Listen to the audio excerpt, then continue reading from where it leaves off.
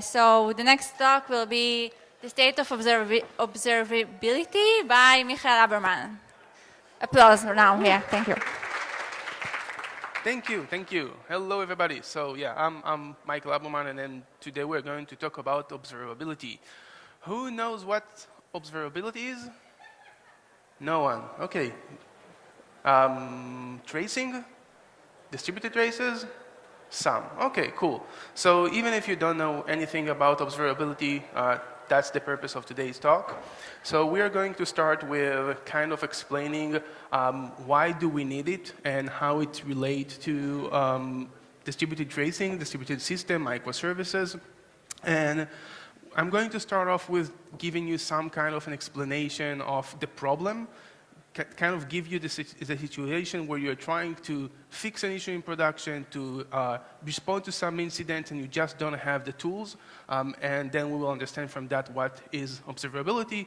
Then we would have a quick discussion about how it works, how this magic actually works. And I am going to give you action items if you're interested in starting working with observability and specifically OpenTelemetry, which we'll understand what it is in a second. So just a word about myself. I've been working with distributed tracing microservices for about 5 years, and this led me to get to know this space quite well, and this is why I'm speaking to you.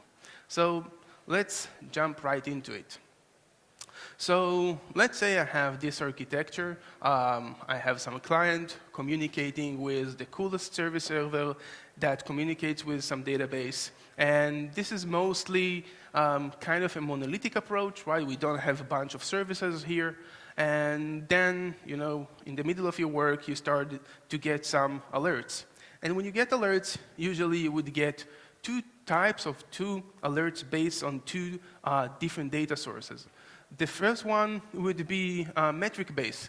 So I would look at what's my CPU, what's my memory usage, latency, the amount of HTTP 500s that I'm getting, those kind of alerts.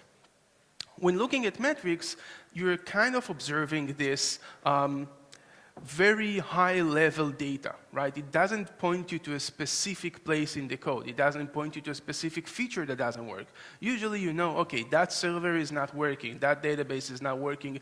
I know there is something, but I have a lot of investigation to do. So metrics would give us the high level. Then you would see we have another type of alerts that we might have, and that would be based on logs, right? I have logs, and I am writing a log that is sending some error, and if I have over a certain amount of errors, I'm going to send out an alert, and okay, now I have an alert that I need to fix. Now when I'm looking at logs, well, logs doesn't give me a high-level view of my system. The opposite, it's going to give me a specific place in the code, a specific line in the code that doesn't work, which is great. I have this low-level data point, and I have this high-level metric data, and I have both ends to give me alerts. Now, what do? You have these alerts. Maybe you have both metric and logs. Maybe you have only logs. What is your next action item? So most probably, when you get an alert from logs, you're going to search on this log in your code, right? I'm going to search, I'm going to find this line of code, and then I'm trying to investigate. I'm trying to understand, how did I end up in this line of code? What is the code path that ran that led me to this specific error? This is why stack traces are so important, right? They're telling us the story, what happened within this particular process. Okay, great. So I'm guessing all of you work with logs and metrics, and this is how we are maintaining our production environment. Most systems out there use only those two. But I want to try to show you the problem. Let's say that maybe I have the alert of the high CPU, maybe I have the alert of the logs, but I also have another service. So I have service A calling the coolest service ever. This is how a distributed application would look like.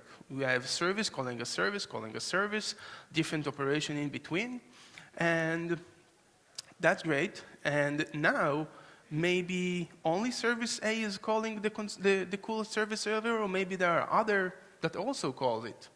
So maybe I have also service B.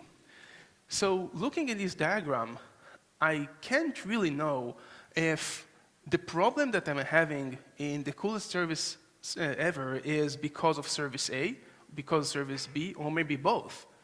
And this is something that I have to understand in order to be able to fix this. Well, I don't have to, but it will make my life very, very easy.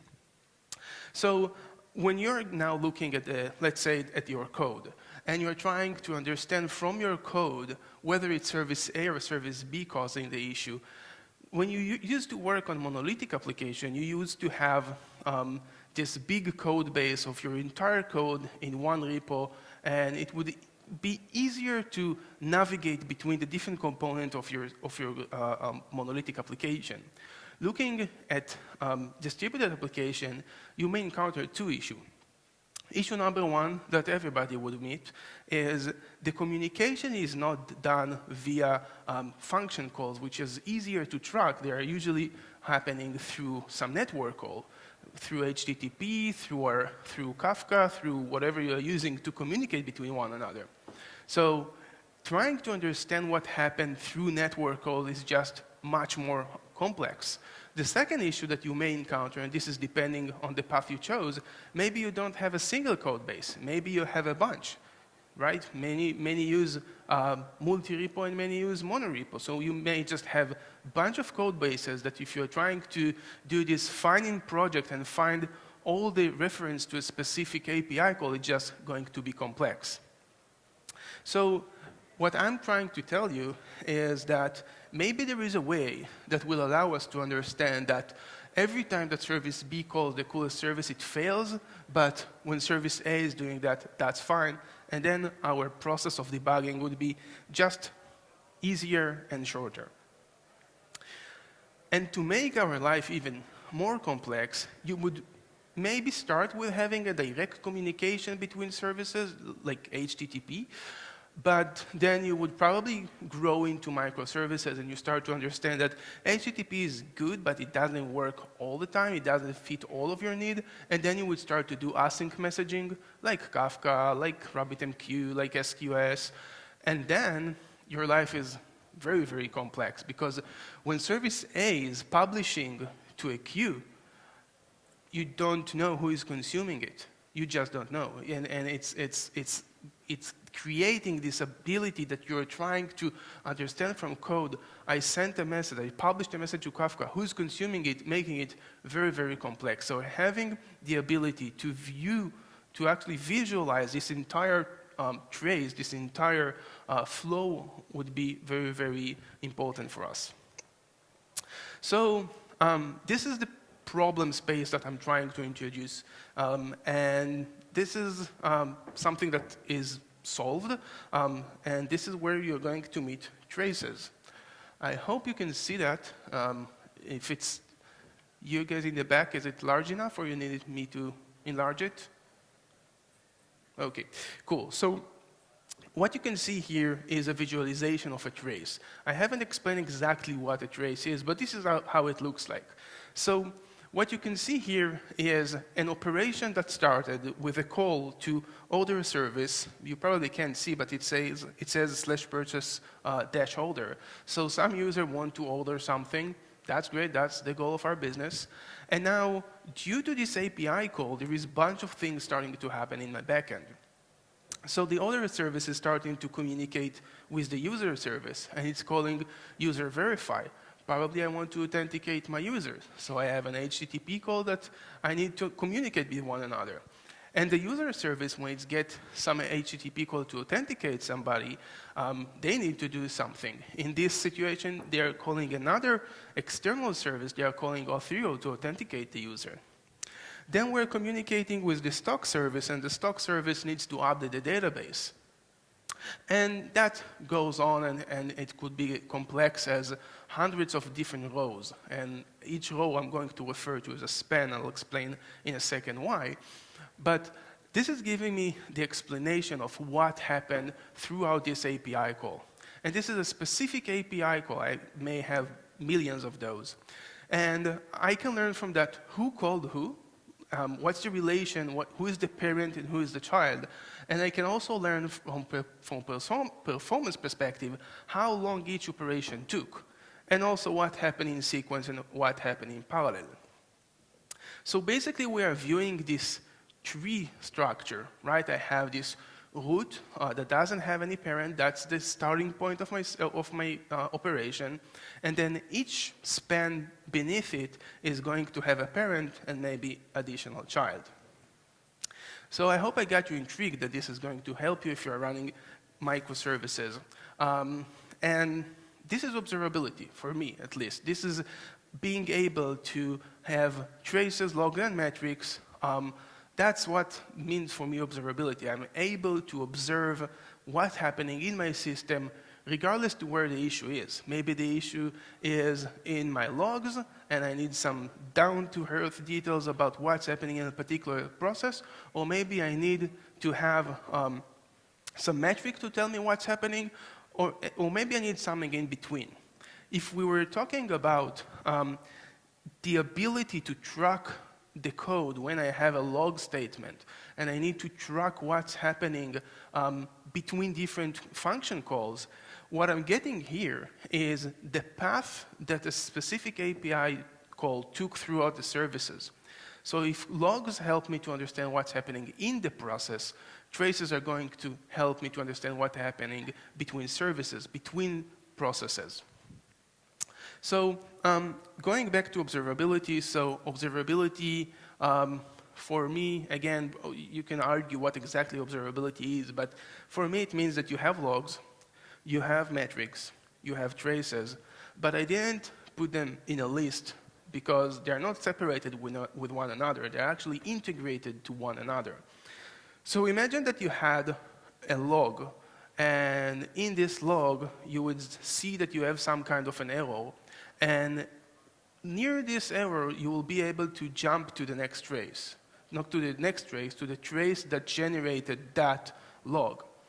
That means that when I see the log, I can go to visualize the trace. I can see exactly which API calls took place in order to this call to happen. So I'm looking for a way to correlate them all together, have them all integrated into one place so I could query them together and I can view them together. And this is what I mean when I say I want them all connected. So I have this log, and this log saying I didn't succeed to write to DB1, but I can also view that. So I have this user calling service A, calling service B, and here I can see that the relation is failed one. The service wasn't able to insert or do whatever it was supposed to do with the database. And I can also see that in the metrics that the amount of HTTP 500 is increasing. If I give you this view, it would make your life easier. It wouldn't make that you will just be able to solve the problem with ease, but it will highlight exactly where the problem is. So how do we achieve observability? So we have those three things. We want to have them all connected. If I'll ask you today how you monitor your production environment, I'm guessing that you're going to have at least two different solutions. You're going to have something that ships logs, and you're going to have something for metrics, or maybe you're using some vendor like New Relic, like Datadog, and then you have their agent. So you have two different disconnected agents or SDKs that are collecting this data. If they are separate from one another, they can't be correlated, because if I have them under the same context, it would be easier for me to just correlate them. And this is where I'm introducing you to OpenTelemetry. OpenTelemetry is an open source project by CNCF. CNCF is the Cloud Native Compute Foundation. They are responsible on Kubernetes, on Prometheus, and a bunch of other big open source tools. And OpenTelemetry is the SDK that they want you to use in case you want to have monitoring all together. So the concept behind OpenTelemetry is to streamline the data structure and the way that you collect data in terms of traces, logs, and metrics. So you have one SDK to collect all of them. And it is an SDK. It's an SDK that you implement in your code, so you have different languages to support this SDK, Node.js included. And then once you collect it, you can start shipping it to wherever you want. So the fact that it's an open source and you can ship it to wherever you want, it doesn't mean that you are vendor locked. You can still use your favorite log solution or your favorite monitoring solution. You'll be able to do that, just ship the code through, the data through OpenTelemetry, and then if you want to change a vendor, you can do that. That's going to be very, very easy. Just change the URL and you're sending the data to someone else. And if you don't like vendors, you like to do things yourself, you can spin up your own open source things that are going to allow you to do the visualization that you need. So if you want to use Prometheus, you can use it yourself. You want to visualize traces, you can use Jaeger. The UI that I showed you earlier that displayed this trace, it's not a vendor, it's an open source called Jaeger. So you implement something in your code, and magic starts to happen, right? You start to get those relation between different services and how they interact with one another. So how does it work? And this is the interesting thing. So you have service A calling service B, calling a database. And inside of them, I have OpenTelemetry installed. So I put the OpenTelemetry SDK right there. So what's happening? So what is happening is that when I'm talking about service A getting a call, calling service B, and then calling a database, what needs to happen, if you visualize how a trace looks, it looks like a tree structure. So I need to have a root that doesn't have a parent, but then I need to be able to say to whatever happening under it that the root is the parent of that. That means that when service A is calling service B, it needs to tell service B, hey, whatever you are going to perform because of this specific API call, you need to report it in a way that I understand that is a child of what I just did. So what OpenTelemetry does is they are going to inject a context. They are going to inject a context saying exactly that. Who is the child? Who is the parent? Both OpenTelemetries, both the SDK installed in service A and service B are going to report to some tracing backend. But when they are going to report, it's going to look like that. So service A is going to say, hey, I sent an API call to service B.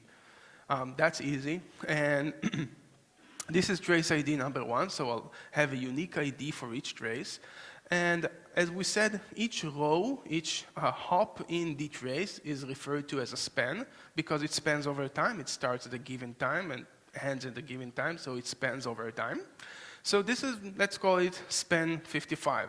It doesn't have as any parent as it's the root of this interaction.